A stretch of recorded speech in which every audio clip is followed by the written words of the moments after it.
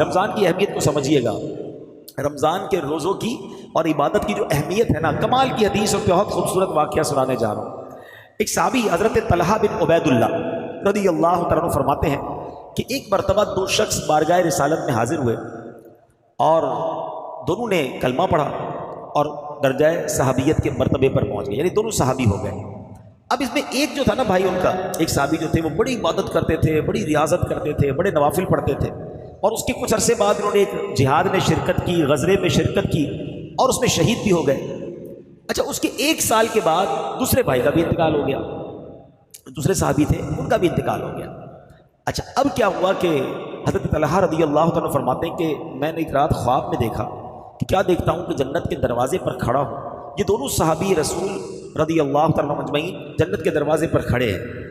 جس کا بعد میں انتقال ہوا نا، جنت میں سے اندر سے کوئی شخص باہر آیا اور جس کا بعد میں ایک سال بعد انتقال ہوا، انہیں لے کر جنت میں چلا گیا. تھوڑی دیر ہوئی تو پھر وہ باہر آئے، اور جو صحابی شہید ہوئے تھے، زیادہ عبادت کرتے تھے، ایک سال پہلے انتقال ہو گیا تھا، ان کو لے کر جنت میں چلا گیا.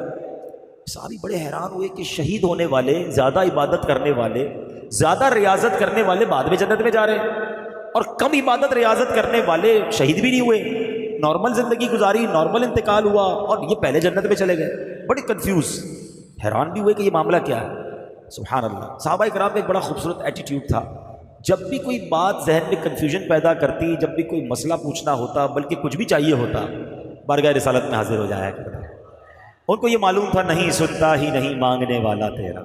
آقا کے پاس آ کے عرض کرتے کہ حضور یہ ماجرا کیا ہے، شہید ہونے والا بعد میں اور نہ شہید ہونے والا پہلے جنت میں چلا گیا. اب جو نبی پاک نے جواب ارشاد فرمایا نا، وہ سنیے گا. اللہ کے حبیب علیہ الصلوۃ والسلام فرماتے ہیں کہ یہ دوسرے صحابی ایک سال زیادہ زندہ نہیں رہے؟ کہ جی حضور ایک سال زیادہ زندہ رہے. تو کیا اس نے شہید ہونے والے کی نسبت، کیونکہ مسلمان تو ساتھ ہی ہوئے تھے، تو شہید ہونے والے کی نسبت ایک سال رمضان کے زیادہ روزے نہیں رکھے؟ ہاں، روزے تو ایک سال زیادہ رکھے.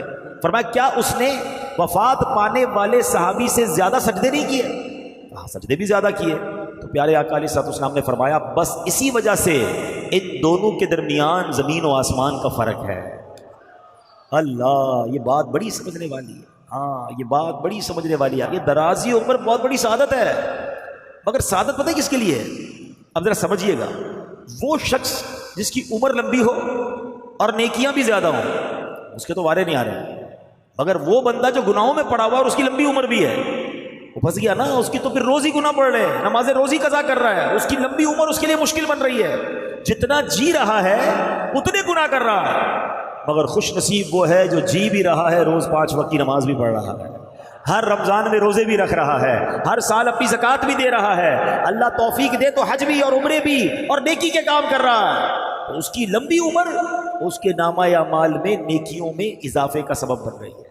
اللہ سے دعا کرتے ہیں کہ اللہ نیکیوں والی، عافیت والی، روزوں والی، سجدے والی لمبی عمر عطا فرما.